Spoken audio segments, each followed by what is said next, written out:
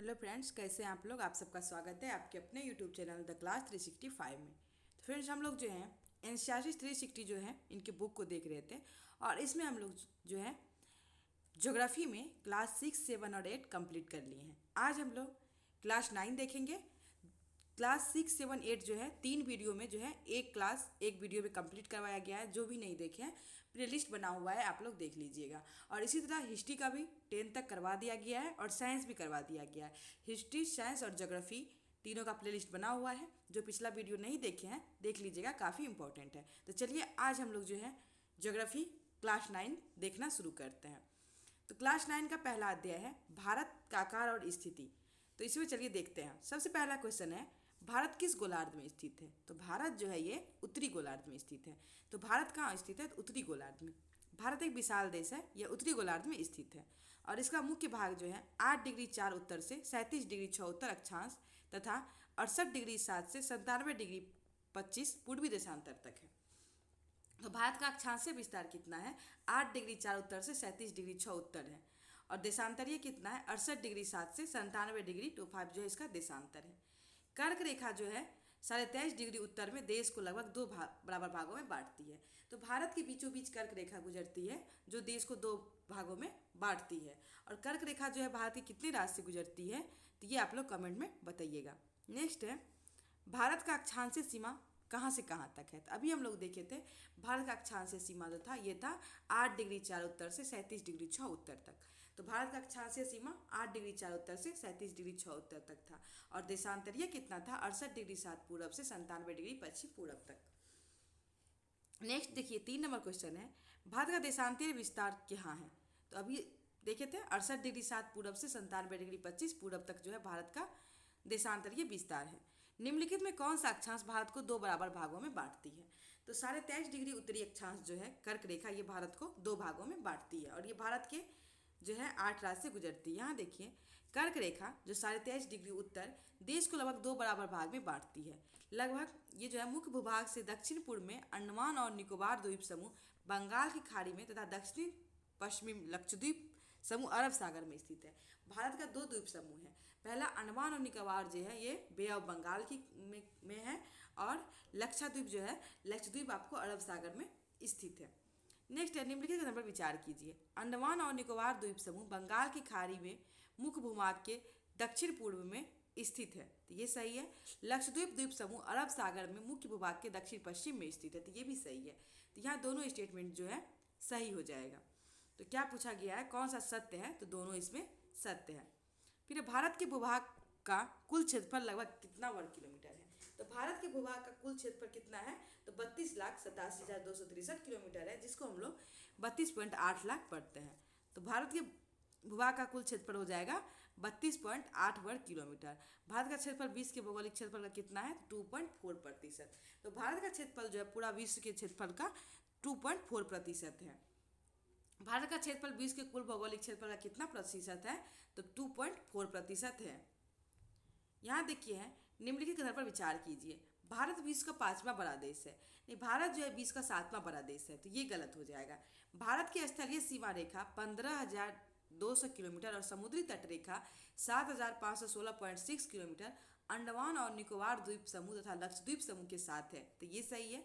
भारत के उत्तर पश्चिम, उत्तर तथा उत्तर पूर्व सीमा पर नवीनतम बलित पर्वत है। तो ये भी सही है। भारत के उत्तर पश्चिम और उत्तर पूर्वी सीमा पर नवीनतम बलित पर्वत कौन किसके बारे में कहा जा रहा है? तो हिमालय के बारे में। तो ये दोनों स्टेटमेंट यहाँ पे सही हो जाएगा। यहाँ देखिए भारत जो है विश्व का 7वां बड़ा देश है। भारत की स्थलीय सीमा 15,200 किलोमीटर, समुद्री तट रेखा अंडमान निकोबार और लक्षद्वीप समूह सहित जो है 7,516.6 किलोमीटर है। भारत के उत्तर पश्चिम और उत्तर पूर्वी सीमा पर नवीनतम बलित पर्वत है। इसके दक्षिण भूभाग के उत्तर में चौड़ा और 22 डिग्री उत्तरी अक्षांश से हिंद महासागर की ओर संकरा होता है। इसके पश्चिम में अरब सागर तथा पूरब में बंगाल की खाड़ी स्थित है। तो भारत के पश्चिम में जो है अरब सागर और पूरब में बंगाल की खाड़ी स्थित है। और बंगाल की खाड़ी में जो है अंडमान निकोबार और अरब सागर में लक्षद्वीप समूह है। नेक्स्ट है, गुजरात से अरुणाचल प्रदेश का स्थानीय समय कितने घंटे का अंतर होता है। तो ये 2 घंटे का अंतर होता है। तो 2 घंटे का अंतर हो जाता है। यहाँ देखिए गुजरात से अरुणाचल प्रदेश के स्थानीय समय में 2 घंटे का अंतर हो जाता है। अतः 82.5 डिग्री पूर्वी देशांतर को भारत का मानक यमुनोत्तर माना गया है। तो भारत का मानक यमुनोत्तर किसे माना गया है? तो 82.5 डिग्री पूर्वी देशांतर को, जो कि उत्तर प्रदेश में मिर्ज़ापुर से गुजरती है। तो यमुनोत्तर जो है ये उत्तर प्रदेश के मिर्ज़ापुर से गुजरती है। अक्षांश का प्रभाव दक्षिण से उत्तर की ओर दिन और रात की अवधि पर पड़ता है। नेक्स्ट देखिए, भारत का मानक यमुनोत्तर किसे माना गया है? तो 82.5 डिग्री पूर्वी देशांतर को जो है भारत का मानक यमुनोत्तर माना गया है, और ये उत्तर प्रदेश के मिर्ज़ापुर से गुजरती है, और ये भारत के 5 राज्यों से गुजरती है। नेक्स्ट देखिए है, भारत की मानक यमुनोत्तर कहाँ से होकर गुजरती है? तो ये मिर्ज़ापुर से होकर गुजरती है। नेक्स्ट देखिए, भारतीय भूखंड एशिया महाद्वीप के किस भाग में स्थित है? तो भारतीय भूखंड जो एशिया महाद्वीप के पूर्व और पश्चिम के मध्य में स्थित है। तो ये हो जाएगा, भारतीय भूखंड जो एशिया महाद्वीप के पूर्व और पश्चिम के मध्य में स्थित है। फिर है, भारतीय भूभाग एशिया महाद्वीप का दक्षिणी विस्तार है हिंद महासागर, जो कि पश्चिम में यूरोपीय देश और पूर्वी एशियाई देशों को मिलाता है। भारत को केंद्रीय स्थिति प्रदान करता है। हिंद महासागर जो भारत को केंद्रीय स्थिति प्रदान करता है। नेक्स्ट है, निम्नलिखित कथन पर विचार कीजिए। हिंद महासागर पश्चिम में यूरोपीय और पूर्वी एशियाई देशों को मिलाता है। अक्षांश का प्रभाव दक्षिण से उत्तर की ओर दिन और रात की अवधि पर पड़ता है। इसमें पूछा गया कौन सा कथन सत्य है? तो इसमें देखिए 1 और 2 जो है दोनों स्टेटमेंट सही हो जाएगा।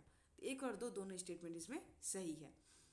नेक्स्ट, कौन सा महासागर का नाम भारत देश पे है? तो देखिए, हिंद महासागर का जो नाम है ये भारत देश पर है। पूर्वी के एशिया के देशों के सभी पूर्वी तट के माध्यम से निकटतम संबंधी बनाए हुए हैं। हिंद महासागर में किसी भी देश का तटीय सीमा भारत जैसा नहीं है। भारत की इसी महत्वपूर्ण स्थिति के कारण जो है एक महासागर का नाम इसके नाम पे है। तो हिंद महासागर का नाम जो है भारत के हिंदुस्तान के नाम पे है। नेक्स्ट है, सन 1869 में सुएज नहर को खोलने से भारत और यूरोप के बीच कितनी दूरी कम हो गई? तो 7000 किलोमीटर। तो सुएज नहर कब खुला है? तो 1869 में। इससे जो है भारत और यूरोप के बीच जो है 7000 किलोमीटर दूरी कम हो गई है। और सुएज नहर जो है लाल सागर को भूमध्य सागर से जोड़ती है। आगे है, पश्चिमी और पूर्वी तटों पर केंद्र शासित क्षेत्रों की संख्या कितनी है? तो पश्चिमी और पूर्वी तटों पर केंद्र शासित प्रदेश की संख्या कितनी हो जाएगी? तो 6 हो जाएगी। तो पश्चिमी और पूर्वी तटों पर केंद्र शासित प्रदेश की संख्या जो है 6 हो जाएगी। क्षेत्रफल के आधार पर भारत का सबसे बड़ा राज्य कौन सा है? तो क्षेत्रफल के आधार पर जो है भारत का सबसे बड़ा राज्य राजस्थान हो जाएगा, और सेकेंड नंबर पे मध्य प्रदेश हो जाएगा, थर्ड नंबर पे महाराष्ट्र हो जाएगा, और फोर्थ में जो है उत्तर प्रदेश हो जाएगा। और सबसे छोटा कौन सा होगा? तो गोवा होगा। तो सबसे छोटा गोवा होगा, सेकेंड में सिक्किम होगा, और थर्ड में त्रिपुरा हो जाएगा। तो भारत का क्षेत्रफल में सबसे बड़ा राज्य राजस्थान हो जाएगा। क्षेत्रफल के आधार पर भारत का सबसे छोटा राज्य कौन सा हो जाएगा? तो गोवा हो जाएगा। तो 1 नंबर में सबसे छोटा गोवा होता है, 2 में सिक्किम है, और 3 में त्रिपुरा है। कौन सा राज्य अंतर्राष्ट्रीय सीमा तथा समुद्री तट को स्पर्श नहीं करते हैं? तो इसमें देखिए, कौन सा राज्य है जो अंतर्राष्ट्रीय तट और इसको स्पर्श नहीं करते? तेलंगाना हो जाएगा। असम जो है ये अंतर्राष्ट्रीय सीमा लगाती है। हिमाचल प्रदेश भी, ये असम जो है बांग्लादेश के साथ, भूटान के साथ सीमा लगाती है। हिमाचल प्रदेश जो है ये आपको वहाँ उसके साथ चीन के साथ सीमा लगाती है, और पंजाब जो है पाकिस्तान के साथ सीमा लगाती है। तो इसी तरह जो है कौन सा राज्य इसमें हो जाएगा? नहीं लगाती है। तो तेलंगाना जो है ये ना तो समुद्री सीमा लगाती है, ना अंतर्राष्ट्रीय सीमा लगाती है। निम्नलिखित कथन पर विचार कीजिए। भारत की भूमि की सीमाएं उत्तर पश्चिम में पाकिस्तान और चीन से लगती है। तो भारत की भूमि की सीमा जो उत्तर पश्चिम में पाकिस्तान और चीन से लगती है, ये स्टेटमेंट जो है यहाँ पे गलत है। ये यहाँ पे गलत हो जाएगा। उत्तर पश्चिम में जो है भारत और चीन की सीमा नहीं लगती है। भारत की भूमि की सीमाएं उत्तर में अफगानिस्तान, नेपाल और भूटान से लगती है। तो ये भी गलत है। उत्तर में जो है अफगानिस्तान की जो है उत्तर पश्चिम में लगती है, नेपाल की उत्तर में लगती है, और भूटान ये यहाँ पे गलत हो जाएगा। भारत की भूमि की सीमाएं पूर्व में म्यांमार व बांग्लादेश के साथ लगती है। तो ये स्टेटमेंट बस यहाँ पे सही है। भारत की भूमि की सीमा जो है पूर्व में म्यांमार और बांग्लादेश के साथ लगती है, ये सही है। इसे पूछा गया कौन सा असत्य है? 1 और 2 दोनों असत्य हो जाएगा। यहाँ देखिए, भारत की भूमि की सीमा उत्तर पश्चिम में पाकिस्तान और अफगानिस्तान के साथ जो है लगती है। चीन, नेपाल और भूटान के साथ पूरब में, देखिए उत्तर में जो है चीन, नेपाल और भूटान के साथ लगती है। तो चीन, नेपाल और भूटान के साथ जो है भारत की सीमा उत्तर में लगती है, और पूरब में जो है म्यांमार व बांग्लादेश के साथ भारत की सीमा लगती है। कर्क रेखा भारत के किस राज्य से नहीं गुजरती है? तो कर्क रेखा देखिए भारत के किस राज्य से नहीं गुजरती है, तो यहाँ हो जाएगा ओडिशा। कर्क रेखा जो है भारत के 8 राज्य से गुजरती है, उसमें हो जाएगा राजस्थान, गुजरात, मध्य प्रदेश, छत्तीसगढ़, झारखंड, त्रिपुरा, मिजोरम। तो ये हो जाएगा उसमें ओडिशा से जो है कर्क रेखा नहीं गुजरती है। तो इसका आंसर हो जाएगा कर्क रेखा जो है ओडिशा से होकर नहीं गुजरती है। निम्नलिखित कथन पर विचार कीजिए। दक्षिण में समुद्र पार 2 द्वीप समूह श्रीलंका और म्यांमार है। तो दक्षिण में जो है समुद्र पार 2 द्वीप समूह श्रीलंका और म्यांमार है, ये गलत हो जाएगा। ये देखिए श्रीलंका और म्यांमार नहीं, श्रीलंका और मालदीव हैं। तो ये म्यांमार तो पूरब में है, अभी हम लोग देखे हैं। तो श्रीलंका और मालदीव जो है ये द्वीप समूह है दक्षिण में। भारत और श्रीलंका के बीच छोटा समुद्री रास्ता पाक जल संधि तथा मन्नार की खाड़ी है। तो ये स्टेटमेंट यहाँ पे सही है। पूछा गया कौन सा सत्य है, तो केवल 2 इसमें सत्य हो जाएगा। यहाँ देखिए दक्षिण समुद्र पार हमारे पड़ोसी 2 द्वीप जो है राष्ट्र श्रीलंका और मालदीव है। भारत और श्रीलंका के बीच में छोटा सा रास्ता जो है पाक जल संधि तथा मन्नार की खाड़ी है। मालदीव लक्षद्वीप समूह दक्षिण में स्थित है। तो मालदीव और लक्षद्वीप समूह जो है ये दक्षिण में स्थित है। भारतीय मुख्य भूभाग का दक्षिणी शीर्ष बिंदु कौन सा है, तो भारतीय मुख्य भूभाग का दक्षिणी शीर्ष बिंदु कौन सा हो जाएगा, तो ये हो जाएगा इंदिरा पॉइंट। इंदिरा पॉइंट जो है भारतीय मुख्य भूभाग का जो है दक्षिणी बिंदु है। यही रहता है भारतीय भूभाग का दक्षिणी बिंदु कौन सा है, तब जो है हम लोग का हो जाता है केप कोमोरिन। तब हम लोग का केप कोमोरिन होता। यहाँ पूछा गया है मुख्य भूभाग का दक्षिणी बिंदु, तो इंदिरा पॉइंट हो जाएगा जो कि अंडमान निकोबार के पास है। नेक्स्ट देखिए क्वेश्चन है, भारत का सबसे लंबी तट रेखा वाला राज्य कौन सा है। तो भारत की सबसे लंबी तट रेखा वाला राज्य कौन सा हो जाएगा, तो ये हो जाएगा आपको गुजरात। गुजरात जो है भारत का सबसे लंबी तट रेखा वाला राज्य है।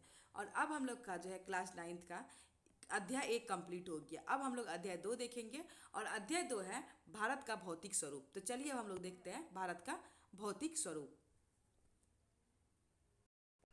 इसमें पहला क्वेश्चन है, निम्नलिखित पर विचार कीजिए। भारत में 5 प्रकार की भू आकृतियाँ पाई जाती हैं, जैसे पर्वत, मैदान, मरुस्थल, पठार तथा द्वीप समूह। तो ये सही है। भारत में जो है 5 प्रकार की भू आकृतियाँ पाई जाती है, जैसे पर्वत, मैदान, मरुस्थल, पठार और द्वीप समूह शामिल है। भूगर्भीय तौर पर प्रायद्वीपीय पठार पृथ्वी की सतह पर प्राचीनतम भाग है। तो ये भी सही है। भूगर्भीय तौर पर जो है प्रायद्वीपीय पठार पृथ्वी की सतह पर प्राचीनतम भाग है, ये सही है। भूगर्भ वैज्ञानिक के अनुसार हिमालय पर्वत एक अस्थिर भाग है। तो ये जो भी है स्टेटमेंट सही है। पूछा गया कौन सा कथन असत्य है, इसमें से कोई नहीं। इसमें जो है सभी सही भाग है, क्योंकि हिमालय जो अस्थिर है, इसमें जो है अभी तक इसका ऊंचाई बढ़ रहा है। हमारे देश में हर प्रकार की भू आकृतियाँ पाई जाती है, जैसे पर्वत, मैदान, मरुस्थल, पठार तथा द्वीप समूह। भारत की भूमि बहुत अधिक भौतिक विभिन्नताओं को दर्शाती है। भूगर्भीय तौर पर भारतीय पठार प्रायद्वीपीय सतह का प्राचीनतम भाग है। इसे भूमि का एक बहुत ही स्थिर भाग माना जाता है, परंतु हाल में भूकंपों ने इस गलत साबित कर दिया है। हिमालय एवं उत्तरी मैदान हाल में बनी स्थलाकृतियाँ हैं। भूगर्भ वैज्ञानिकों के अनुसार जो है हिमालय पर्वत एक अस्थिर भाग है। हिमालय की पूरी पर्वत श्रृंखला एक युवा स्थलाकृति को दर्शाती है, जिसमें ऊंचे शिखर, घाटी घाटियाँ और तेज बहने वाली नदियाँ जो है शामिल है। नेक्स्ट है, निम्नलिखित में किस पठार को भूमि का स्थिर भाग माना जाता है। तो भूमि का स्थिर भाग किस पठार को माना जाता है, तो प्रायद्वीपीय पठार को। प्रायद्वीपीय पठार को जो है भूमि का स्थिर भाग माना जाता है। निम्नलिखित में सबसे पुराना भूभाग किसमें शामिल है, तो सबसे पुराना भाग किसमें शामिल है, तो प्रायद्वीपीय पठार में। तो अभी हम लोग देखे हैं भारत की भूमि बहुत अधिक भौतिक विभिन्नताओं को दर्शाती है। भूगर्भीय तौर पर प्रायद्वीपीय पठार पृथ्वी की सतह का प्राचीनतम भाग है। तो भूगर्भीय तौर पर जो हो जाएगा भौतिक विभिन्नता को, मतलब ये प्रायद्वीपीय पठार जो पृथ्वी का प्राचीनतम भाग है। निम्नलिखित कथन पर विचार कीजिए। उत्तरी मैदान जलोढ़ निक्षेपों से बना है। तो ये स्टेटमेंट जो है यहाँ पे सही है। उत्तरी मैदान जो है ये जलोढ़ निक्षेप से बना है। प्रायद्वीपीय पठार आग्नेय तथा रूपांतरित शैल वाली कम ऊंची पहाड़ियों एवं चौड़ी घाटी से बना है। तो ये भी सही हो जाएगा।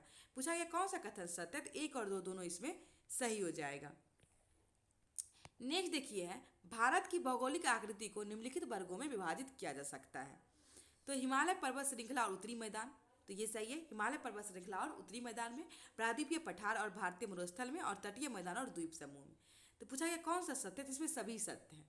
इसमें सभी सत्य है। भारत को जो है भारत की भौगोलिक आकृति को निम्नलिखित वर्गों में विभाजित किया जा सकता है, जिसमें हिमालय पर्वत श्रृंखला, प्रायद्वीपीय पठार, तटीय मैदान, उत्तरी मैदान, भारतीय मरुस्थल और द्वीप समूह शामिल है। तो ये सभी इसका आंसर जो है सही हो जाएगा। नेक्स्ट देखिए है, भारत की भौगोलिक आकृति को कितनों वर्गों में विभाजित किया गया है। तो भारत की जो भौगोलिक आकृति है इसको 6 भागों में विभाजित किया गया है। तो भारत की भौगोलिक आकृति को 6 भागों में विभाजित किया गया है। 7 नंबर क्वेश्चन है, हिमालय पर्वत के संदर्भ में निम्नलिखित कथन पर विचार कीजिए। हिमालय पर्वत श्रृंखला उत्तर दक्षिण दिशा में सिंधु से लेकर ब्रह्मपुत्र तक फैली हुई है। तो क्या ये स्टेटमेंट सही है? नहीं, ये गलत है। हिमालय पर्वत श्रृंखला जो है ये पूर्व से पश्चिम दिशा में जो है फैली हुई है, ना कि उत्तर से दक्षिण इस दिशा में। हिमालय पर्वत विश्व की सबसे ऊंचा पर्वत श्रेणी है। तो ये हिमालय पर्वत जो है विश्व की सबसे ऊंची पर्वत श्रेणी है। तो क्या ये स्टेटमेंट सही है? तो ये जो है सही हो जाएगा। हिमालय पर्वत 2400 किलोमीटर की लंबाई में फैलकर एक अर्धवृत्त का निर्माण करता है। तो ये स्टेटमेंट भी सही हो जाएगा। हिमालय जो है 2400 किलोमीटर की लंबाई में फैलकर एक अर्धवृत्त का निर्माण करता है, ये भी सही हो जाएगा। तो कौन सा सत्य है? तो इसमें 2 और 3 सत्य हो जाएगा। आगे देखिए, हिमालय पर्वत की कश्मीर में कितनी चौड़ाई है। तो कश्मीर में जो है इसकी 400 चौड़ाई है। वही अरुणाचल प्रदेश में जाते जाते इसकी चौड़ाई कम हो जाती है, लगभग 150 हो जाती है। तो यहाँ देखिए, हिमालय जो है 2400 किलोमीटर की लंबाई में फैले एक अर्धवृत्त का निर्माण करती है। इसकी चौड़ाई कश्मीर में 400 किलोमीटर एवं अरुणाचल प्रदेश में 150 किलोमीटर है। तो हिमालय जो है कश्मीर में 2400 किलोमीटर की लंबाई में हिमालय 2400 किलोमीटर की लंबाई में फैला है और ये क्या करती है? एक अर्धवृत्त का निर्माण करती है। और कश्मीर में इसकी चौड़ाई 400 है और अरुणाचल प्रदेश में 150 है, मतलब कम हो जाती है चौड़ाई। हिमालय पर्वत के अरुणाचल प्रदेश में चौड़ाई कितनी है? तो 150 किलोमीटर है। हिमालय पर्वत के संदर्भ में निम्नलिखित कथन पर विचार कीजिए। पश्चिमी भाग की अपेक्षा पूर्वी भाग की ऊंचाई में अधिक विविधता पाई जाती है। तो ये सही है। देशांतरीय विस्तार के साथ हिमालय को 5 भागों में बांट सकते हैं, उपयुक्त में से कौन सा सत्य है? इसमें जो है केवल एक सही होगा। देखिए, पश्चिमी भाग की अपेक्षा पूर्वी भाग की ऊंचाई में अधिक विविधता पाई जाती है, ये सही है। अपने पूरे देशांतरीय विस्तार के साथ हिमालय को 3 भाग में बांट सकते हैं, तो न कि 5 भाग में, 3 भाग में बांटा जाता है। हिमालय पर्वत के संदर्भ में निम्नलिखित पर विचार कीजिए। उत्तरी भाग में स्थित श्रृंखला को महान या आंतरिक हिमालय या हिमाद्री कहते हैं, ये सही है। हिमाद्री के दक्षिण में स्थित श्रृंखला को हिमाचल या निम्न हिमालय के नाम से जाना जाता है, तो ये भी सही है। हिमालय की सबसे बाहरी श्रृंखला को शिवालिक कहा जाता है, तो ये भी सही है। पूछा कौन सा सत्य है? तो कोई नहीं, क्योंकि इसमें सभी सही है। निम्नलिखित में कौन सी हिमालय शिखर की नेपाल में स्थित नहीं है? तो देखिए, माउंट एवरेस्ट नेपाल में है। ये जो हिमालय की सबसे ऊंची चोटी है माउंट एवरेस्ट, और इसकी ऊंचाई कितनी है? तो 8848 मीटर इसकी ऊंचाई है। फिर मकालू जो है ये भी नेपाल में स्थित है। अन्नपूर्णा ये भी नेपाल में स्थित है। कामेट जो है उत्तराखंड में स्थित है।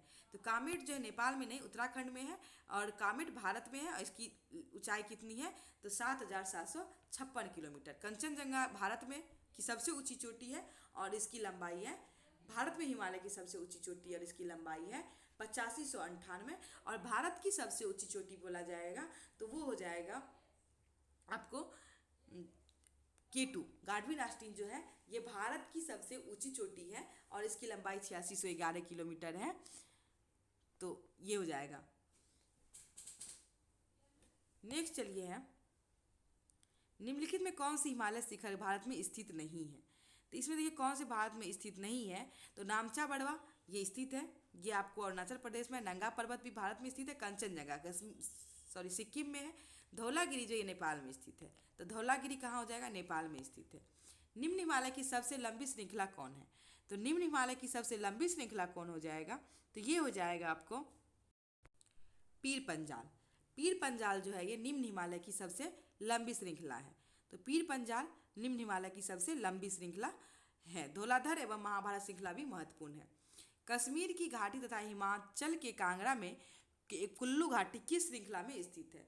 तो कश्मीर का हिमाचल घाटी और कुल्लू मनाली ये सब जो है ये किस में स्थित है? ये धौलाधर और महाभारत में स्थित है। ये निम्न हिमालय का भाग है।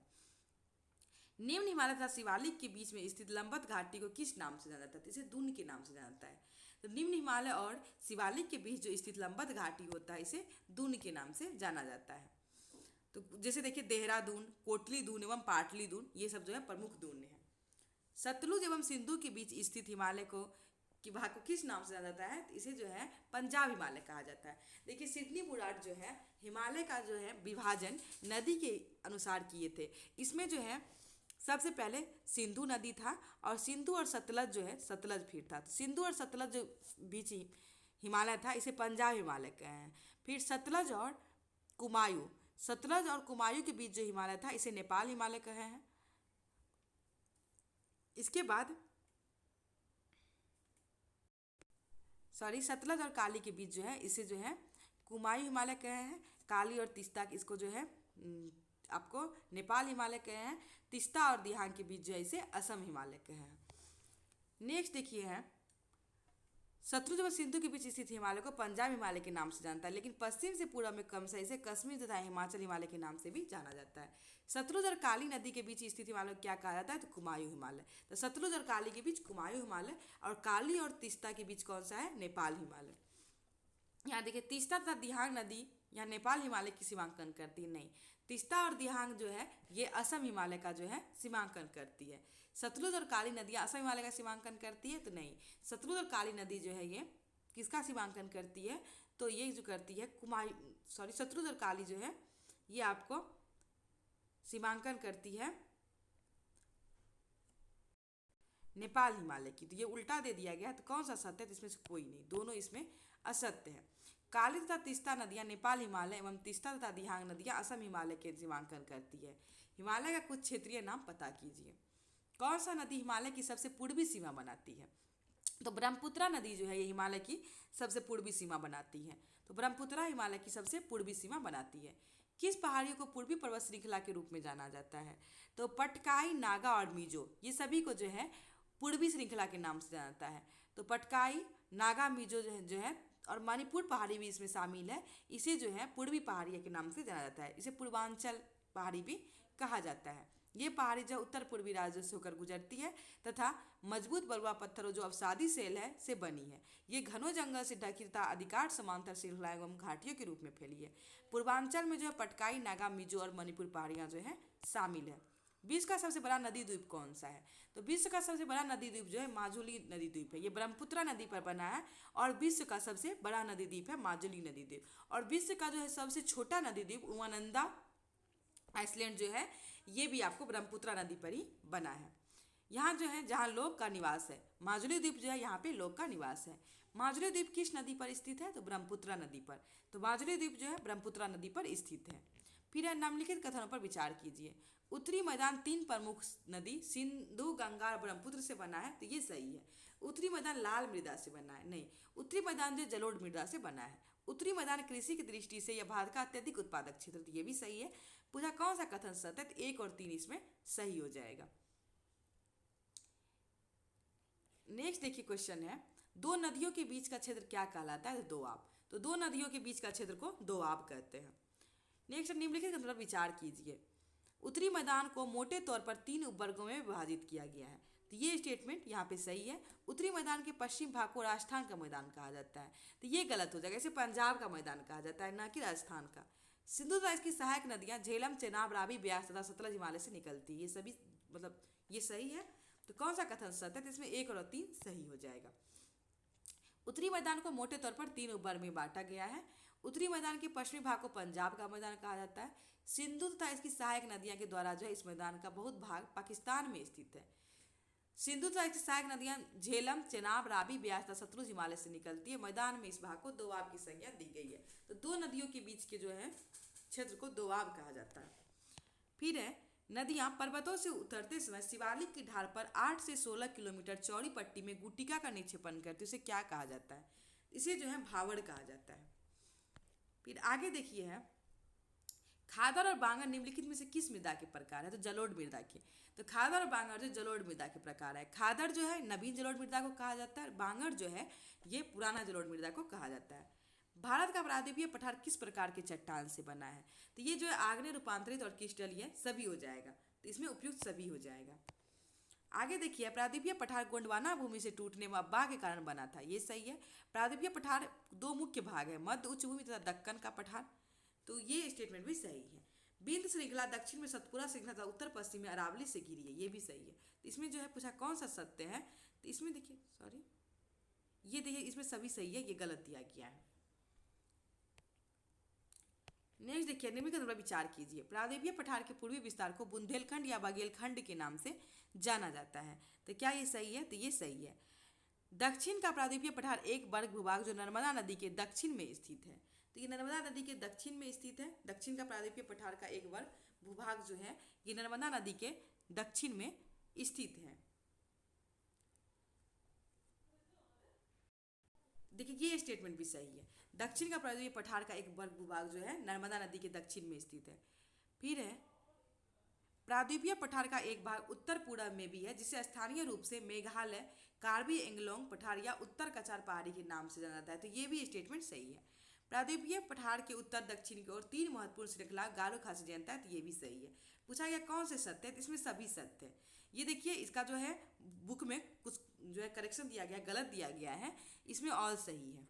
इसका ये आंसर गलत है, इसमें सभी सही है। यहाँ देखिए एनसीईआरटी का जो एक्सप्लेनेशन दिया हुआ है, इस पठार के पूर्वी विस्तार को स्थानीय रूप में बुंदेलखंड या बघेलखंड के नाम से जाना जाता है।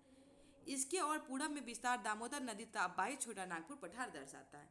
दक्षिण पठार एक त्रिभुजाकार भूभाग है जो नर्मदा नदी के दक्षिण में स्थित है।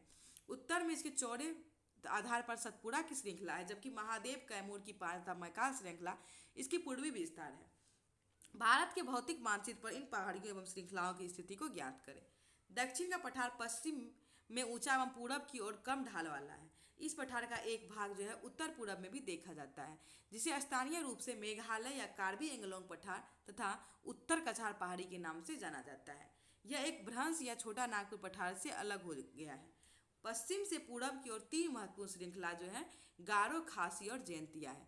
यही खासी पहाड़ी जो है यहाँ विश्व का सबसे ज़्यादा वर्षा होता है मानसीराम में। तो ये मेघालय में है।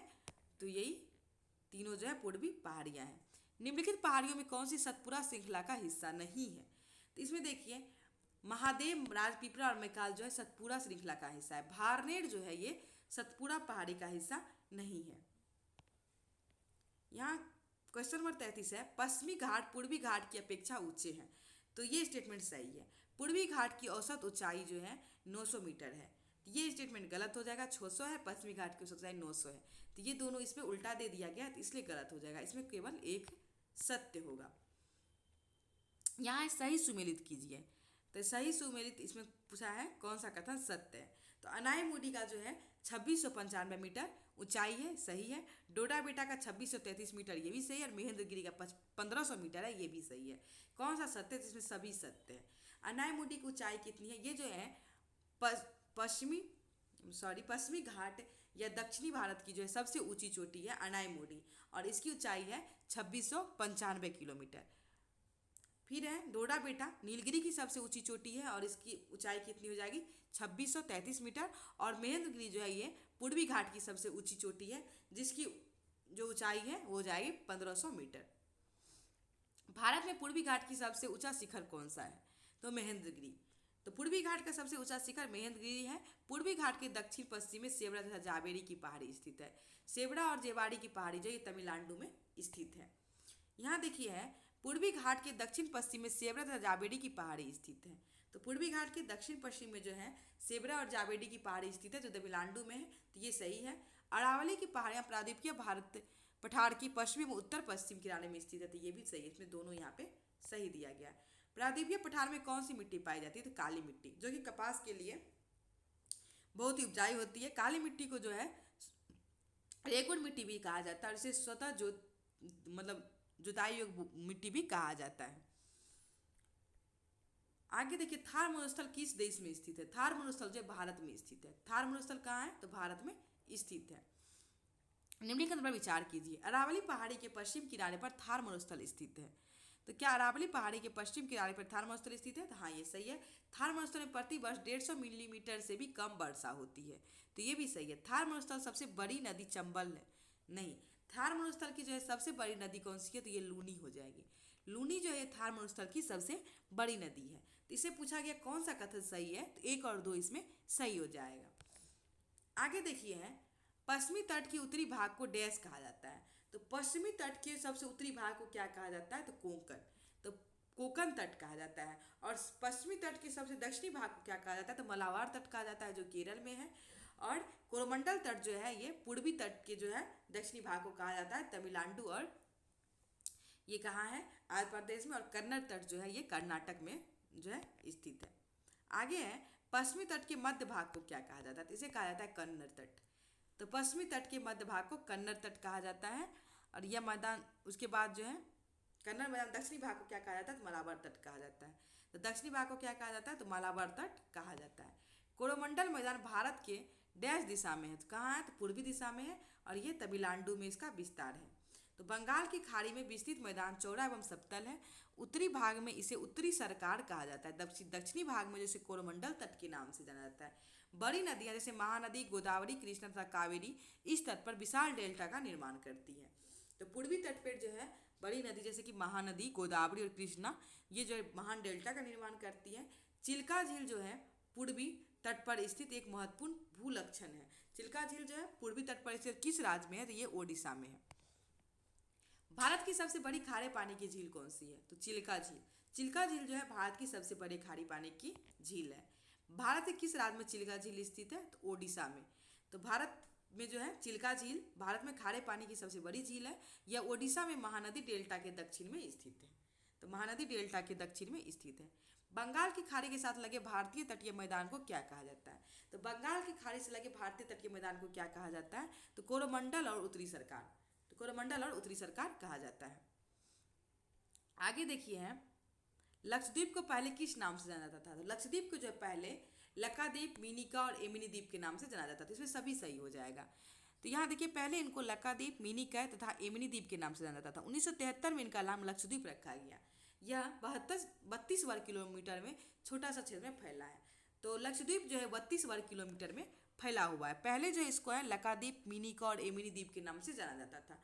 1973 में जो इसका नाम क्या पड़ा है, लक्षद्वीप पड़ा है। तो 1973 में जो है इनका नाम लक्षद्वीप पड़ा है। नेक्स्ट है 1973 मिनिकाय से बदलकर लक्षद्वीप रख दिया गया, तो ये सही है। कवरावती द्वीप लक्षद्वीप का प्रशासनिक मुख्यालय है, तो ये भी सही। कवरावती जो है लक्षद्वीप का प्रशासनिक मुख्यालय है। तो इसमें कौन सा सत्य है, तो दोनों इसमें सही हो जाएगा। आगे है अंडमान एवं निकोबार द्वीप समूह अरब खाड़ी में उत्तर से दक्षिण की तरफ स्थित है। तो क्या ये उत्तर से दक्षिण की तरफ स्थित है, तो पूर्व दक्षिण में स्थित है अंडमान और निकोबार द्वीप समूह, ये गलत होगा। यह द्वीप समूह मुख्यतः दो भागों में बटा हुआ, उत्तर में अंडमान तथा दक्षिण में निकोबार, ये सही है। पूछा कौन सा सतत, केवल दो सही है। बंगाल की खाड़ी में उत्तर से दक्षिण की तरफ फैले द्वीपों की श्रृंखला की ओर ध्यान दीजिए। ये अंडमान एवं निकोबार द्वीप है। यह द्वीप आकार में बड़े संख्या में बहुल तथा बिखरे हुए हैं। यह द्वीप समूह मुख्यतः दो भाग में बांटा गया, उत्तर में अंडमान तथा दक्षिण में निकोबार। यह माना जाता है कि यह द्वीप समूह निम्नलिखित पर्वत श्रेणी का शिखर है। भारत का एकमात्र सक्रिय ज्वालामुखी कौन सा है, तो बैरन द्वीप जो है अंडमान निकोबार में स्थित है। भारत का एकमात्र सक्रिय ज्वालामुखी अंडमान तथा निकोबार द्वीप समूह पर बैरन द्वीप स्थित है। और इसी की तरह जो हम लोग का है क्लास 9 का जो है अध्याय नंबर 2 कंप्लीट हो गया। और अब हम लोग अध्याय नंबर 3 देखेंगे, और अध्याय नंबर 3 है अपवाह। तो हम लोग चलिए अपवाह देखते हैं। इसमें क्वेश्चन फर्स्ट है, विश्व का सबसे बड़ा अपवाह द्रोणी नदी है। तो विश्व का सबसे बड़ा अपवाह द्रोणी नदी कौन सा हो जाएगा, तो ये हो जाएगा अमेजन। अमेजन जो है ये विश्व का सबसे बड़ा अपवाह द्रोणी है। भारत की किस नदी का अपवाह द्रोणी सबसे बड़ा है, तो गंगा का। भारत का जो है गंगा नदी का अपवाह द्रोणी सबसे बड़ा है। नेक्स्ट देखिए है निम्नलिखित पर विचार कीजिए। एक नदी तंत्र द्वारा जिस क्षेत्र का जल प्रवाहित होता है उसे जल विभाजक कहते हैं। तो ये क्या सही है, तो जी सही है। एक नदी तंत्र द्वारा जिस क्षेत्र का जल प्रवाहित होता है उसे जो है जल विभाजक कहते हैं। पर्वत या उच्च भूमि दो पड़ोसी अपवाह द्रोणी के एक दूसरे से अलग करती है, जो इस प्रकार उच्च भूमि को अपवाह द्रोणी कहते हैं। तो ये भी यहाँ पे सही है। इसमें जो है दोनों स्टेटमेंट सही है।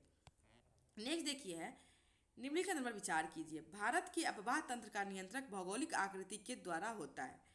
भारत के अपवाह तंत्र के आधार पर भारतीय नदियों को दो मुख्य वर्गों में विभाजित किया गया है, हिमालय की नदियाँ और प्रायद्वीपीय नदियाँ। तो ये कथन कौन सा सत्य है, इसमें जो है दोनों कथन सत्य हो जाएगा। हिमालय की नदियाँ को दो भागों में बांटा गया है, हिमालयी नदियाँ और प्रायद्वीपीय भारत की नदियाँ। हिमालयी नदियाँ जो होती है ये हमेशा जो है बारहमासी होती है, और प्रायद्वीपीय भारत की नदियाँ जो है ये वर्षा पे डिपेंडेंट रहती है और मौसमी नदी होती है। क्वेश्चन नंबर देखिए 5 है, हिमालय की अधिकांश नदियाँ किस प्रकार की है, तो बारहमासी है। तो हिमालय की अधिकांश नदियाँ जो है ये बारहमासी नदियाँ होती है। प्रायद्वीपीय भारत का अधिकांश नदियाँ किस तरह की है, तो ये मौसमी है। तो प्रायद्वीपीय भारत की अधिकांश नदियाँ जो है ये मौसमी होती है। निम्नलिखित पर विचार कीजिए, हिमालय की नदियाँ की तुलना में प्रायद्वीपीय नदियाँ की लंबाई कम तथा छिछली होती है। हाँ, ये सही है। प्रायद्वीपीय भारत की अधिकतर नदियाँ पश्चिमी घाट से निकलती तथा अरब सागर में बहती है।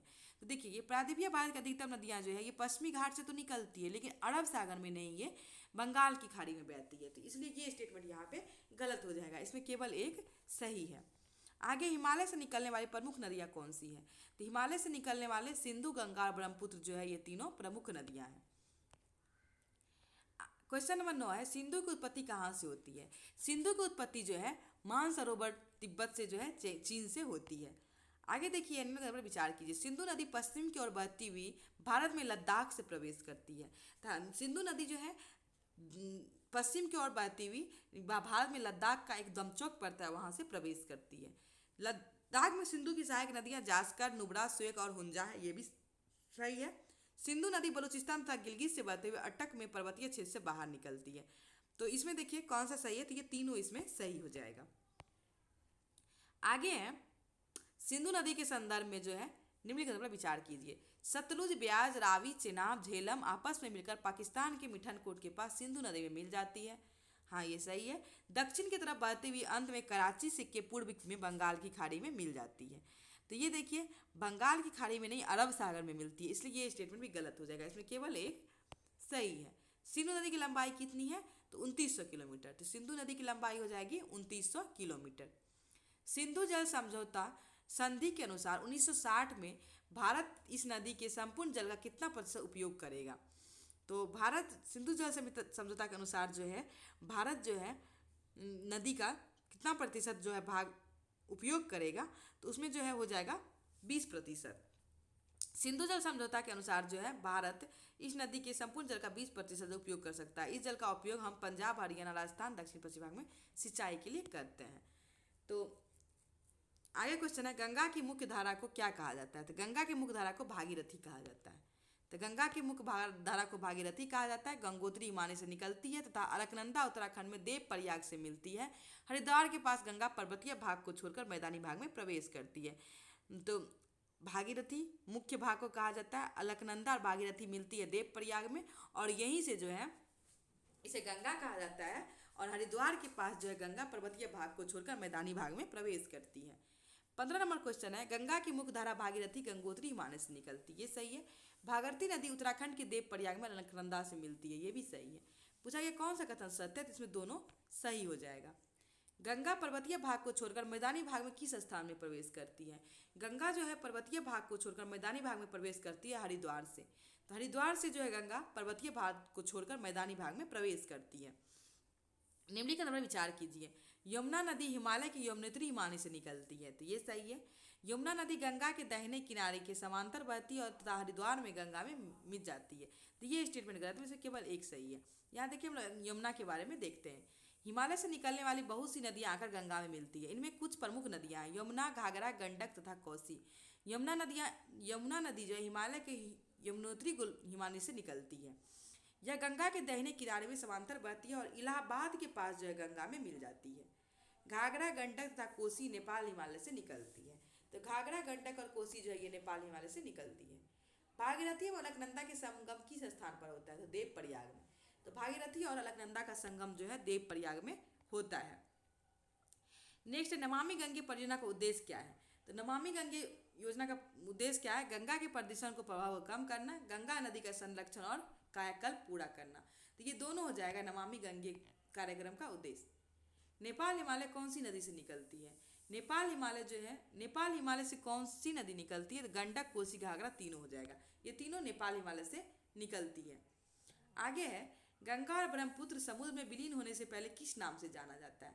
तो गंगा और ब्रह्मपुत्र जो है समुद्र में विलीन होने से पहले मेघना के नाम से जाना जाता है। यहाँ देखिए एक क्वेश्चन और छूट गया। गंगा पूरब दिशा में पश्चिम बंगाल के फरक्का तक बहती है, तो ये सही है।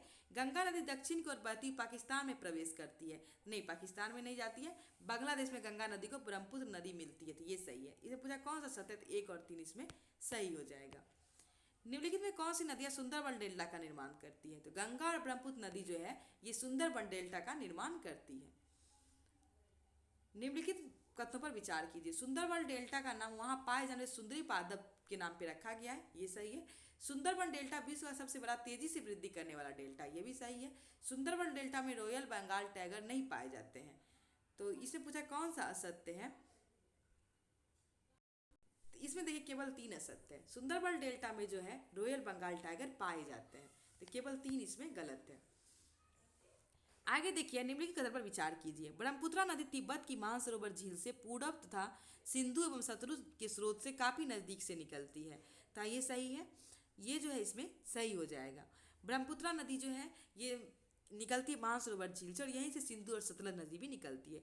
ब्रह्मपुत्रा नदी की लंबाई सिंधु नदी से कम तथा अधिकतर मार्ग भारत के अंदर स्थित है, नहीं ये गलत है। फिर है ब्रह्मपुत्रा नदी हिमालय के समांतर पश्चिम की ओर बहती है, तो ये ब्रह्मपुत्रा नदी जो है हिमालय के समानांतर पश्चिम की ओर बढ़ती है, ये स्टेटमेंट भी गलत है। इसमें जो है पूछा कौन सा असत्य है, तो 2 और 3 दोनों असत्य हो जाएगा। यहाँ देखिए, ब्रह्मपुत्रा नदी तिब्बत की मानसरोवर झील से पूर्व तथा सिंधु के सतलुज स्रोत के काफी नजदीक से निकलती है। इसकी लंबाई सिंधु से कुछ अधिक है, परंतु इसका अधिकतर मार्ग भारत से बाहर स्थित है। यह हिमालय के समानांतर पूरब की ओर बहती है।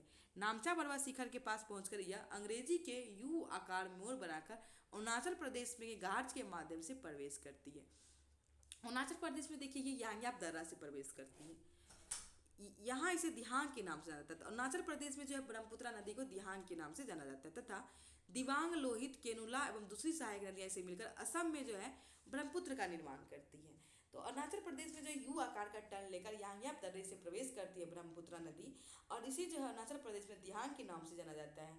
और इसकी सहायक नदी जो है दिबांग, लोहित, केनुला, ये सब मिलके जो है असम में ब्रह्मपुत्रा के नाम से जो है जानी जाती है। और इसे ही है बांग्लादेश में पद्मा कहा जाता है और चीन में जो है इसे सांगपो कहा जाता है, यांगसांगपो कुछ कहा जाता है। नेक्स्ट है ब्रह्मपुत्र नदी भारत के किस राज्य में प्रवेश करती है, तो अरुणाचल प्रदेश से। ब्रह्मपुत्र नदी के तिब्बत की मानसरोवर झील सिंधु सतलज स्रोत से काफी नजदीक से निकलती है। इसकी लंबाई सिंधु से कुछ अधिक है, परंतु इसका अधिकतर मार्ग भारत से बाहर स्थित है। यह हिमालय के समानांतर पूर्व की ओर बहती है। नामचा पर्वत शिखर के पास पहुंचकर यह अंग्रेजी में यू अक्षर मोड़ बनाकर भारत के अरुणाचल प्रदेश में घाट के माध्यम से प्रवेश करती है। अरुणाचल प्रदेश में ब्रह्मपुत्र नदी को किस नाम से जाना जाता है, दिहांग के नाम से। ब्रह्मपुत्र नदी को तिब्बत में किस नाम से जाना जाता है, तो ब्रह्मपुत्र नदी को देखिए तिब्बत में जो है सांगपो के नाम से जाना जाता है। तो ब्रह्मपुत्र नदी को तिब्बत में सांगपो के नाम से जाना जाता है। ब्रह्मपुत्र नदी को बांग्लादेश में किस नाम से जाना जाता है, जमुना के नाम से। सॉरी हम पद्मा बोल दिए थे, पद्मा जो है गंगा नदी को जाना जाता है ब्रह्मपुत्र को। तो ब्रह्मपुत्र नदी को जो है बांग्लादेश में जमुना के नाम से जाना जाता है। वर्षा ऋतु में कौन सी नदी असम तथा बांग्लादेश में अधिक क्षति पहुंचाती है, तो ब्रह्मपुत्र। ब्रह्मपुत्रा नदी जो है असम तथा बांग्लादेश में वर्षा ऋतु में अधिक क्षति पहुंचाती है। आगे देखिए है, निम्नलिखित पर विचार कीजिए। प्रायद्वीपीय भारत में मुख्य जल विभाजक का निर्माण पश्चिमी घाट द्वारा होता है, तो ये स्टेटमेंट जो यहाँ पे गलत हो जाएगा। प्रायद्वीपीय भाग की अधिकतर मुख्य नदियाँ जैसे महानदी, गोदावरी, कृष्णा तथा कावेरी पश्चिम की ओर बहती है और बंगाल की खाड़ी में गिरती है। तो क्या ये स्टेटमेंट सही है, तो ये स्टेटमेंट जो है यहाँ पे सॉरी देखिए यहाँ पे प्रायद्वीपीय भारत के मुख्य जल विभाजक का निर्माण पश्चिमी घाट द्वारा था, ये सही है, लेकिन ये जो है पश्चिमी की ओर बहती है, ये गलत है, पूरब की ओर बहती है। नर्मदा एवं तापी 2 बड़ी नदियाँ जो पश्चिम की तरफ बहती है, तो ये सही है। इसे पूछा गया कौन सा असत्य, केवल 2 इसमें असत्य हो जाएगा। नर्मदा नदी का उद्गम स्थल कौन सा है, तो अमरकंटक। तो नर्मदा नदी का उद्गम स्थल अमरकंटक हो जाएगा।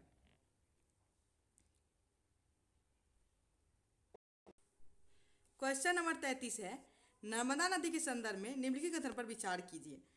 जबलपुर के निकट जो है संगमरमर के शैल से यह नदी गहरे गार्ज में बहती है।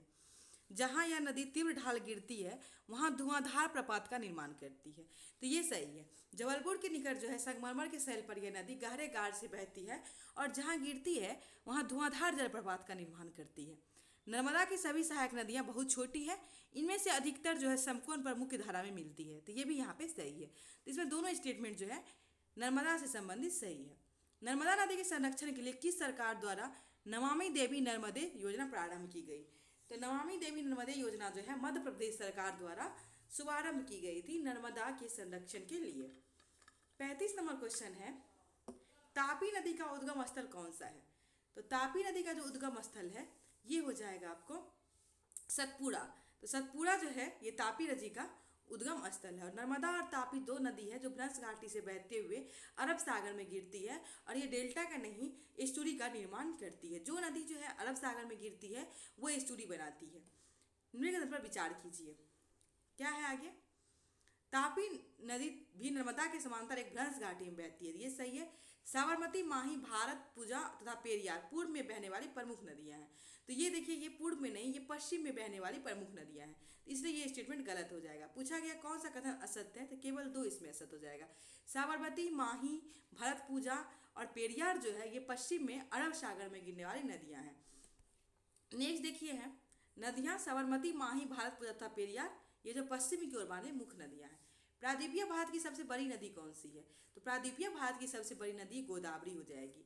गोदावरी जो है प्रायद्वीपीय भारत की सबसे बड़ी नदी है। यह महाराष्ट्र के नासिक जिले में पश्चिम घाट की ढालों से निकलती है। इसकी लंबाई लगभग 1500 किलोमीटर है।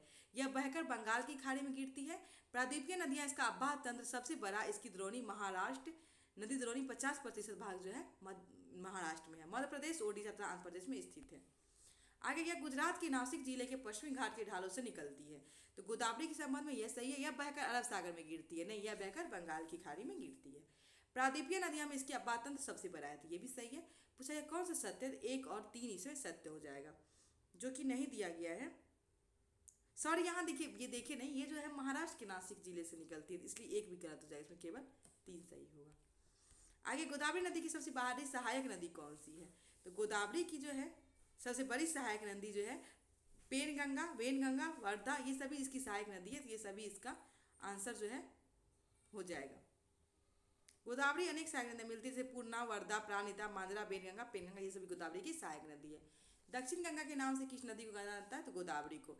फिर एक दक्षिण की गंगा किसे कहा जाता है? तब कावेरी को। और दक्षिणी गंगा कहा जाता है गोदावरी को। महानदी का उद्गम स्थल कौन सा है? तो छत्तीसगढ़। तो महानदी का उद्गम स्थल कौन सा हो जाएगा? तो छत्तीसगढ़ हो जाएगा। महानदी के संदर्भ में निम्नलिखित पर विचार कीजिए। यह ओडिशा से बहते हुए बंगाल की खाड़ी में मिल जाती है, ये सही है। और इसकी लंबाई 860 किलोमीटर है, ये भी सही है। तो दोनों कथन इसमें सही हो जाएगा। नेक्स्ट है कृष्णा नदी के संदर्भ में निम्नलिखित पर विचार कीजिए। महाराष्ट्र के पश्चिमी घाट में महाबलेश्वर में इस नदी का उद्गम स्थल है। तो महाराष्ट्र के पश्चिमी घाट के महाबलेश्वर में ये सही होगा। यह नदी लगभग 1400 किलोमीटर बहकर अरब सागर में गिरती है, तो यह गलत है, ये जो है बंगाल की खाड़ी में गिरती है। तुंगभद्रा, कोयना, घाट प्रभा, मूसी, भीमा, कृष्णा नदी की सहायक नदी है, तो ये इसमें सही हो जाएगा। तो 1 और 3 इसमें सही है। आगे देखिए है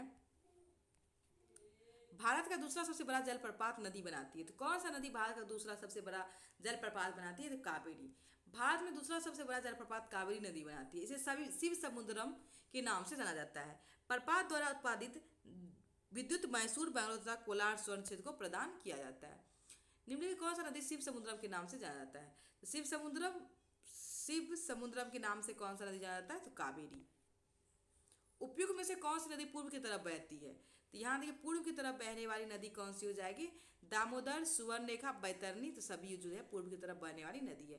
पृथ्वी धरा पर कितना प्रतिशत भाग जल से ढका है? तो 71% भाग जो है पृथ्वी पर जल से ढका है। डल झील कहाँ स्थित है? तो डल झील जो ये श्रीनगर में स्थित है। डल झील कहाँ हो जाएगा? तो श्रीनगर में स्थित हो जाएगा। निम्नलिखित में लवण जल का वाली झील कौन सी है? तो लवण जल वाली झील जो सांभर झील है, जो है लवण झील वाली झील है। राजस्थान की है सांभर झील, जो एक लवण जल वाली झील है। इसके जल का उपयोग नमक के निर्माण के लिए किया जाता है। और खारे पानी की सबसे बड़ी झील कौन सी है? अभी हम लोग ऊपर देखे थे, चिल्का झील, जो कि कहाँ है? ओडिशा में है। किस नदी का जल नमक के निर्माण के लिए में किया जाता है? तो सांभर झील जो है इसके नमक के निर्माण में उपयोग किया जाता है। मीठे पानी का अधिकांश झील हिमालय क्षेत्र में है, तो ये स्टेटमेंट सही है। जम्मू तथा कश्मीर की बुलर झील जो है भूगर्भीय क्रियाओं से बनी है, ये भी सही है। बुलर झील भारत की सबसे बड़ी खारे पानी का झील है। बुलर झील जो है भारत की सबसे बड़ी मीठे पानी की झील है। ये पूछा गया कौन सा सत्य है? तो 1 और 2 सत्य हो जाएगा, जबकि 3 असत्य हो जाएगा, क्योंकि बुलर झील जो है ये मीठे पानी की झील है, ना कि खारे पानी की झील है। यहाँ निम्नलिखित पर विचार कीजिए। भारत देश में नदी सफाई कार्यक्रम का शुभारंभ 1985 में गंगा एक्शन प्लान के साथ हुआ था, तो ये सही है। वर्ष 1995 में राष्ट्रीय नदी संरक्षण योजना के तहत अन्य नदियों को जोड़ने के लिए गंगा कार्य का योजना विस्तार किया गया। तो ये भी सही है। पूछा यह कौन सा सत्य है, तो इसमें 1 और 2 दोनों सत्य हो जाएगा। 1995 में जो है राष्ट्रीय नदी संरक्षण योजना NRCP के तहत जो है नदियों को जोड़ने के लिए गंगा कार्य योजना का विस्तार किया गया था। और हम लोग का जो अध्याय नंबर 3 कंप्लीट हो गया। अब हम लोग अध्याय नंबर 4 देखेंगे और अध्याय नंबर 4 है जलवायु। तो चलिए हम लोग अध्याय नंबर 4 देखना शुरू करते हैं। इससे पहला क्वेश्चन है, मानसून शब्द की उत्पत्ति किस शब्द से हुई है। तो मानसून शब्द की उत्पत्ति किस शब्द से हुई है, तो अरबी शब्द है। तो अरबी शब्द होता है मौसीम, इसी से बनी है मानसून। मानसून शब्द की व्युत्पत्ति जो है अरबी शब्द मौसूम से हुई है। मौसम जिसका शाब्दिक अर्थ है मौसम, मानसून का अर्थ एक वर्ष के दौरान वायु की दिशा में ऋतु के अनुसार परिवर्तन जो है ये मानसून होता है। भारत की जलवायु को क्या कहा जाता है, तो मानसून कहा जाता है। भारत की जलवायु को मानसून कहा जाता है। मानसून जलवायु एशिया के किस क्षेत्र में पाई जाती है, तो दक्षिणी और दक्षिण पूर्व दोनों में जो है मानसून जलवायु पाई जाती है। यहाँ है तमिलनाडु तट पर अधिकांश वर्षा किस माह में होती है, तो ये होती है आपको अक्टूबर नवंबर में। लौटते हुए मानसून से जो है तमिलनाडु क्षेत्र में अधिक वर्षा होती है अक्टूबर नवंबर में। ठंड के मौसम में भी पूछा जाएगा ठंड के मौसम में किस राज्य में वर्षा होती है, तो तमिलनाडु में। किसी भी क्षेत्र की जलवायु को नियंत्रित करने वाले 6 प्रमुख कारण अक्षांश, तुंगता, वायुदाब, पवन तंत्र, समुद्री जल, महासागरीय धरातल उच्चावच लक्षण जो है होता है, ये सही है। जब कोई व्यक्ति पृथ्वी की सतह ऊंचाई की ओर जाता है तो वायुमंडलीय की सघनता कम हो जाती है तथा तापमान बढ़ जाता है। तो ये स्टेटमेंट गलत है, तापमान घट जाता है, सघनता जो है ज़्यादा हो जाती है। तो केवल इसमें एक सही होगा। किसी भी क्षेत्र की जलवायु को नियंत्रित करने वाले 6 प्रमुख कारक हो जाएगा अक्षांश, तुंगता, वायुदाब एवं पवन तंत्र, समुद्र से दूरी, महासागरीय धरातल तथा उच्चावच लक्षण जो है पृथ्वी गोलाई के कारण इसे प्राप्त सौर ऊर्जा की मात्रा अक्षांश के अनुसार अलग अलग होती है। किसी भी क्षेत्र का वायु दाब एवं पवन तंत्र किस पर निर्भर करती है, तो स्थान का अक्षांश एवं ऊंचाई पर जो है निर्भर करती है। क्वेश्चन नंबर 8 है, निम्नलिखित कथन पर विचार कीजिए। भारत के उत्तर पूर्व में हिमालय स्थित है, तो क्या ये स्टेटमेंट सही है। भारत के उत्तर पूर्व में हिमालय स्थित है। हिमालय पर्वत की औसत ऊंचाई लगभग 6000 मीटर है, ये सही है। हिमालय मध्य एशिया से आने वाली ठंडी हवाओं को भारतीय उपमहाद्वीप में प्रवेश करने से रोकता है, तो ये भी सही है। यहाँ देखिए 2 और 3 सही है, क्योंकि भारत के उत्तर में हिमालय, न कि उत्तर पूर्व में। भारत के उत्तर में हिमालय पर्वत है, इसकी औसत ऊंचाई 6000 मीटर है। भारत का तटीय क्षेत्र का भी विशाल है, यहाँ अधिकतम ऊंचाई लगभग 30 मीटर है। हिमालय मध्य एशिया से आने वाली ठंडी हवा को जो है रोकती है। कोरियोसिस बल संबंधित है, तो कोरियोसिस बल जो है पृथ्वी के घूर्णन से संबंधित है। तो पृथ्वी के घूर्णन से कोरियोसिस बल संबंधित है। कोरियोसिस बल क्या होता है, पृथ्वी के घूर्णन के कारण उत्पन्न आभासी बल को कोरियोलिस बल कहते हैं। इस बल के कारण पवनें उत्तरी गोलार्ध में दाहिनी ओर तथा दक्षिणी गोलार्ध में बाईं ओर विक्षेपित हो जाती है। इसे फेरल का नियम भी कहा जाता है। तो कोरियोलिसिस बल को जो है फेरल का नियम कहा जाता है। और इस बल के कारण क्या होता है, पवन जो होता है उत्तरी गोलार्ध में दाहिने ओर और दक्षिणी गोलार्ध में जो है बाएं ओर विक्षेपित हो जाता है। भारत में मुख्य कितने प्रकार की ऋतु होती है, 4 प्रकार के। भारत में 4 ऋतु का पहचान किया जाता है। ये ऋतु कौन कौन सी है, शीत ऋतु, ग्रीष्म ऋतु, कुछ क्षेत्रीय विविधताओं के साथ मानसून के आगमन के कारण जो है वापसी काल जो भी जो है होता है। तो शीत, ग्रीष्म, जाड़ा, गर्मी, ये जो होता है जाड़ा और मानसून, ये ऋतु होता है। उत्तरी भारत में शीत ऋतु कब से कब तक रहती है, तो उत्तरी भारत में जो शीत ऋतु है नवंबर से फरवरी तक रहती है। निम्नलिखित में कौन सा विकल्प भारत में ठंड मौसम की विशेषता दर्शाता है, गर्म दिन और ठंडी रात। तो ठंड मौसम की विशेषता कौन सा दर्शाएगा, तो दिन तो थोड़ा सा गर्म रहेगा लेकिन रात जो है ठंडी रहेगी। आगे है, शीत ऋतु में भारत में उत्तर पूर्वी व्यापारिक पवनें कैसे प्रवाहित होती है, तो स्थल से समुद्र की ओर ये प्रवाहित होती है। नेक्स्ट क्वेश्चन देखिए, शीत ऋतु में भारत में कैसे प्रवेश करती है, तो शीत ऋतु जो भारत में कैसे प्रवेश करती है, दक्षिणी पवन से, तो पश्चिमी पवन से। तो शीत ऋतु भारत में कैसे प्रवेश करती है, तो पश्चिमी पवन से, इसका आंसर हो जाएगा। भारत में शीत ऋतु में होने वाली वर्षा चक्रवात का परिणाम जो डैश से उत्पन्न होती है, तो ये जो भूमध्य सागर से उत्पन्न होती है और ये जो है पश्चिमी विक्षोभ जिसे कहा जाता है। और इससे जो है भारत के जो है पंजाब, हरियाणा, इस सब में बारिश होती है पश्चिमी विक्षोभ से, जिससे रबी फसल को जो है काफ़ी फायदा होता है। आगे देखिए, निम्नलिखित पर विचार कीजिए। ग्रीष्म ऋतु में मार्च में दक्कन के पठार का उच्च तापमान लगभग 38 डिग्री सेल्सियस होता है, तो ये सही है। ग्रीष्म ऋतु प्रायद्वीपीय भारत में समुद्री प्रभाव के कारण तापमान अधिक होता है, तो ये इसमें सत्य नहीं है, केवल एक इसमें सही हो जाएगा। देखिए जलवायु चैप्टर जो है ना, ये थोड़ा सा कॉन्सेप्ट वाला है, तो इसको जो है खुद से 2-4 बार पढ़ने के बाद ही क्वेश्चन बनता है। तो इसको आप लोग एक बार बढ़िया से खुद से जो है NCERT को पढ़ लीजिएगा, जलवायु चैप्टर। भारत के उत्तरी भाग में तापमान वृद्धि तथा दाब से कमी कब होती है? तो ये होती है ग्रीष्म काल में। तो भारत में उत्तरी भाग में तापमान में वृद्धि और दाब में कमी होती है ग्रीष्म काल में। आगे क्वेश्चन है, देखिए, ग्रीष्म काल के संदर्भ में निम्न कथन पर विचार कीजिए। लू ग्रीष्म काल का एक प्रभावी लक्षण है जो धूल भरी गर्म एवं शुष्क पवन होती है, जो कि दिन के समय भारत और उत्तर पश्चिमी क्षेत्र में चलती है। ये सही है। फिर है, उत्तरी भारत में मई महीने के दौरान सामान्यतः धूल भरी आंधियां आती है। ये आंधियां अस्थायी रूप से आराम पहुंचाती है क्योंकि ये तापमान को कम कर देती है। तो ये भी यहाँ पे सही है। इसमें एक और दो दोनों सही हो जाएगा। ग्रीष्म काल में चलने वाली तीव्र हवाओं के साथ गरज वाली मूसलाधार वर्षा को बैसाख के महीने में होने के कारण किस राग में काल वैसाखी कहा जाता है? तो पश्चिम बंगाल में जिसे काल वैसाखी कहा जाता है। आम्र वर्षा कहा जाता है इसे कर्नाटक और केरल में। तो किस राज्य में ग्रीष्म ऋतु में होने वाली वर्षा को आम्र वर्षा कहा जाता है? तो कर्नाटक और केरल में कहा जाता है, जो कि आम की जो है खेती के लिए लाभदायक होती है, फल के लिए। उत्तरी मैदान में निम्न दाब की अवस्था कब तीव्र हो जाती है? तो जून महीना में। तो उत्तरी मैदान में जो निम्न दाब की अवस्था जून महीना में जो है तैयार हो जाती है। नेक्स्ट देखिए, क्वेश्चन नंबर 25 है, वर्षा ऋतु के संदर्भ में निम्नलिखित कथन पर विचार कीजिए। खासी पहाड़िया के दक्षिण श्रृंखला में स्थित मानसीराम विश्व में सबसे अधिक औसत वर्षा प्राप्त करता है। तो ये सही है। फिर है, गंगा की घाटी में पूर्व से पश्चिम की ओर वर्षा की मात्रा बढ़ती जाती है। ये गलत है। राजस्थान एवं गुजरात के कुछ भागों में बहुत ज़्यादा वर्षा होती है, यहाँ वर्षा नहीं होती है। पूछा गया कौन सा असत है? 2 और 3 इसमें असत हो जाएगा। अक्टूबर नवंबर का महीना गर्म वर्षा ऋतु से शीत ऋतु में परिवर्तन का काल होता है। तो ये जो है यहाँ पे कैसा है? तो ये सही है। मानसून की वापसी से आसमान साफ एवं तापमान में कमी हो जाती है। दिन का तापमान उच्च होता है जबकि रातों की तापमान सुहानी होती है। तो यहाँ देखिए 1 और 3 तो सही है, लेकिन 2 गलत है। इसमें जो है 2 गलत हो जाएगा। उत्तरी भारत में तापमान कब तेजी से गिरने लगती है? तो अक्टूबर में। उत्तरी भारत में तापमान तेजी से अक्टूबर में गिरने लगती है। नवंबर के प्रारंभ में निम्न दाब वाली स्थिति बंगाल की खाड़ी पर स्थानांतरित हो जाती है। स्थानांतरित चक्रवाती निम्न दाब से संबंधित है, जो कि डैश के ऊपर उत्पन्न होती है। तो ये अंडमान सागर के ऊपर जो है उत्पन्न होती है। नेक्स्ट क्वेश्चन देखिए, ठंडी पवन से भारतीय उपमहाद्वीप का रक्षा कौन करता है? तो हिमालय। तो ठंडी पवन से भारतीय उपमहाद्वीप की रक्षा जो है हिमालय द्वारा किया जाता है। इसी के तहत हम लोग का अध्याय नंबर 4 कंप्लीट हो गया। जलवायु चैप्टर को देखिए फिर से करें, आप लोग खुद से पढ़ लीजिएगा, इसमें थोड़ा कॉन्सेप्ट है और इसको समझना जरूरी है। तो जलवायु चैप्टर को समझ लीजिएगा सही से, उसके कॉन्सेप्ट को समझ लीजिएगा, तभी क्वेश्चन सॉल्व कर पाइएगा। नेक्स्ट अध्याय नंबर 5 है प्राकृतिक वनस्पति तथा वन प्राणी। तब हम लोग देखेंगे प्राकृतिक वनस्पति एवं वन प्राणी। तो पहला क्वेश्चन है, विभिन्न जातियों के पौधे पर पाए जाने के संदर्भ में भारत विश्व एशिया में किसने स्थान पर है? तो 10 और 4 स्थान पे है। भारत देश विश्व के मुख्य 12 जैव विविधता वाले देशों में से एक है। लगभग 4700 विभिन्न जातियों के पौधे पाए जाने के कारण यह देश के 10वें स्थान और एशिया में चौथे स्थान पर है। भारत में लगभग 15,000 फूलों के पौधे हैं, जो विश्व में फूलों के केवल 6% है।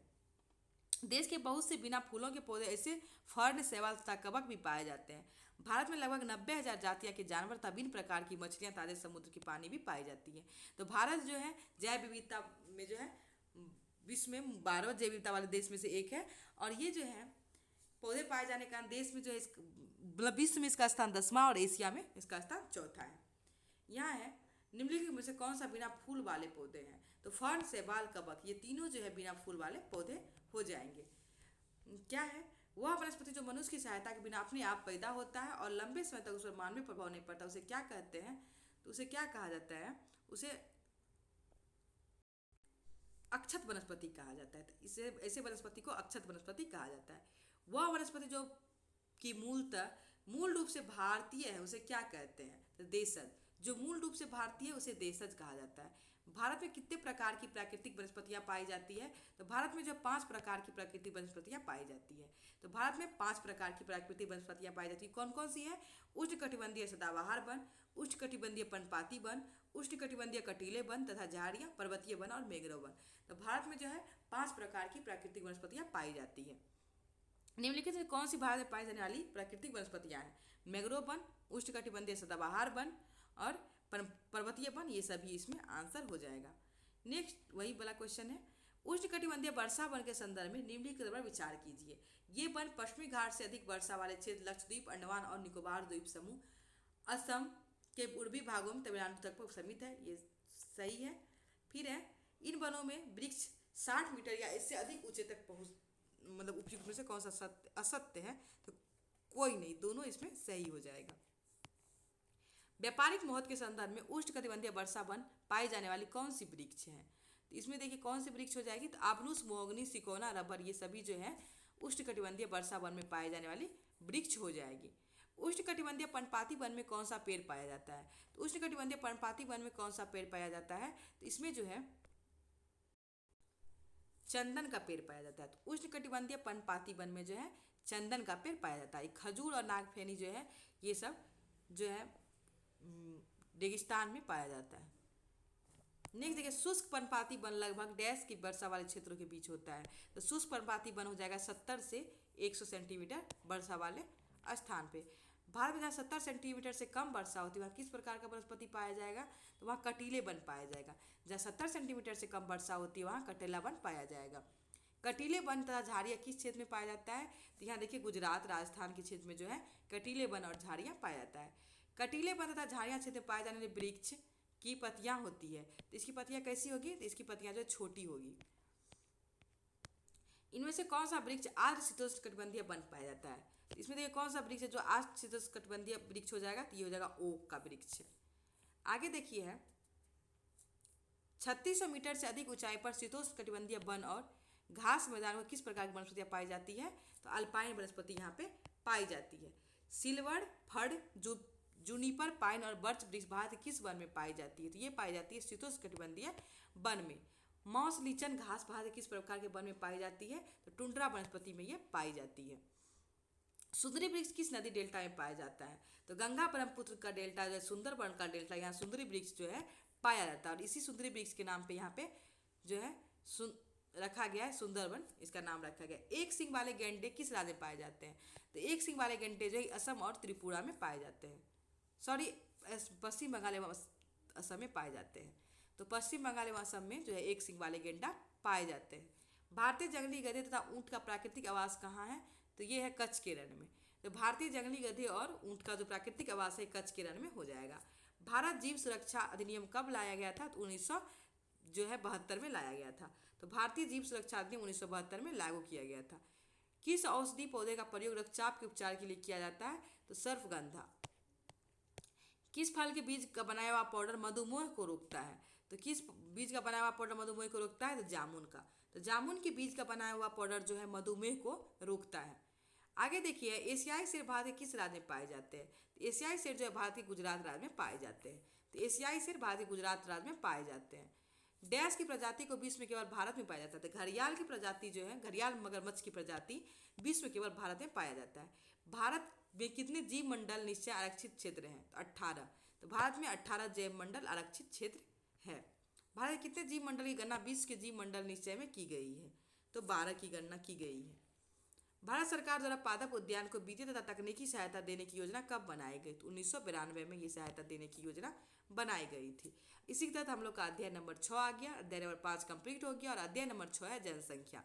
तो हम लोग अध्याय नंबर 6 जनसंख्या को देखेंगे। इसमें पहला क्वेश्चन है 2011 की जनसंख्या के संदर्भ में निम्नलिखित पर विचार कीजिए। तो यह है मार्च 2011 तक भारत की जनसंख्या 121 लाख थी, जो कि विश्व की कुल जनसंख्या का 12.5% थी। तो ये स्टेटमेंट जो है इसमें गलत हो जाएगा। तो 2011 तक जो है भारत की जनसंख्या 121 जो है करोड़ 121 करोड़ जो है देखा गया था। 12.1 करोड़ जो है भारत में 32.8 लाख वर्ग किलोमीटर भूभाग पर रहते हैं। तो ये यहाँ पे सही हो जाएगा। तो कौन सा असत है? तो केवल एक इसमें असत हो जाएगा।